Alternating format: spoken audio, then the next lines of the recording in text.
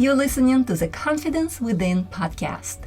If you are a successful professional entrepreneur who is nonetheless struggling with the fear of public speaking, then you are in the right place. This podcast is all about igniting your inner confidence, learning to show up with genuine authority and brilliance, and becoming the best version of yourself. I'm your host, Victoria Lesnyansky, and welcome to my show. Hello, friends, and welcome to another episode of the Confidence Within podcast. Today, we're going to talk about the 3 biggest speaking mistakes to avoid. We are all making those 3 mistakes. I have made them. All of my clients have made them. I guarantee if you are struggling with the fear of public speaking, you have made them as well. I'm not going to lie to you and say, once I reveal these 3 mistakes and you don't make them, all of a sudden the fear of public speaking goes away. No, it doesn't. However, remember, this podcast helps you to ignite that unshakable confidence within. We're trying to ignite it. We're trying to give it the first real big push. There is still a lot of work. However, I want to give you that first step that you can take in order to build the unshakable self-confidence when you speak. So here are the mistakes. Mistake number 1, focusing on the wrong thing.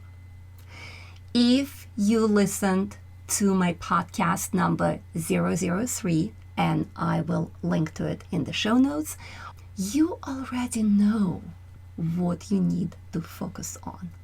But basically, focusing on the wrong thing means that you are focusing on you. You are focusing on your feelings, specifically on your feelings of fear. And this is the worst thing you can do when you're speaking. When you're focused on your fear, you're basically asking yourself this question: are they judging me? Right? This is what we all feel when all eyes are on us, when we are in front of any type of audience.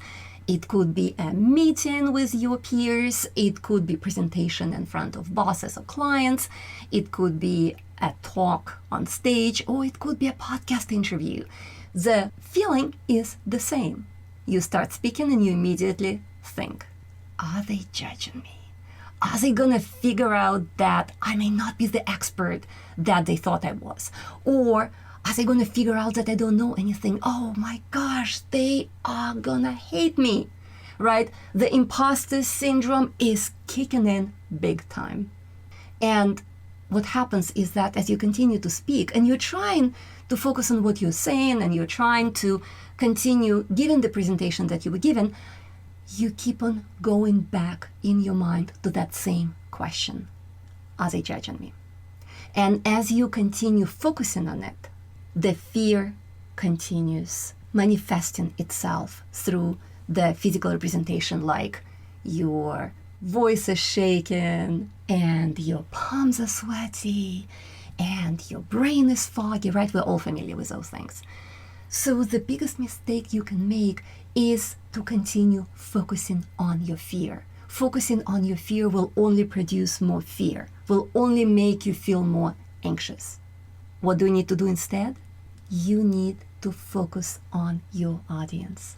You need to focus on how you're trying to make your audience feel. This is the only thing you need to focus on. And trust me, when you are focusing on how you're trying to make your audience feel, you're no longer focusing on your fear, which in turn helps your brain to kind of relax and stop sending those fear signals to your body. Only when you take the focus away from you and place it the way it belongs, which is your audience, you will feel more confident and in control. Mistake number 2, giving a presentation. Yes, you heard me right. Giving a presentation is a mistake. And instead, you should focus on having a conversation with your audience. And it doesn't matter who that audience is. It doesn't matter if it's the CEO of the company and the top management. It doesn't matter if it's your client, it doesn't matter if you're speaking in front of thousands of people in the audience from stage, or if you're on live TV giving an interview, it makes no difference. The less you are giving a presentation and the more you're having a conversation with your audience, the calmer, more relaxed, and in control you will feel. Think about it. You are not really anxious when you talk to your friends. There is no difference between you chatting with friends and you speaking in front of the upper management of your company. It is still a conversation, and if you approach it as a conversation and train yourself to think of it as a conversation, then it becomes a less stressful thing. And I can tell you right now, I approached every single sales presentation, every single interview, every single meeting, every single stage talk as simply a conversation with my audience. And this is how you start to naturally sound relaxed and confident. This show is brought to you by my Brilliant Speakers Academy program. Brilliant Speakers Academy is an in-depth coaching program for high-level professionals and entrepreneurs. It's designed to obliterate your fear of public speaking for good, drastically improve your communication and presentation skills, and help you show up with genuine confidence, authority, and brilliance. To learn more about the program, go to www.brilliantspeakersacademy.com. And the third biggest public speaking mistake you can make is not being genuinely you.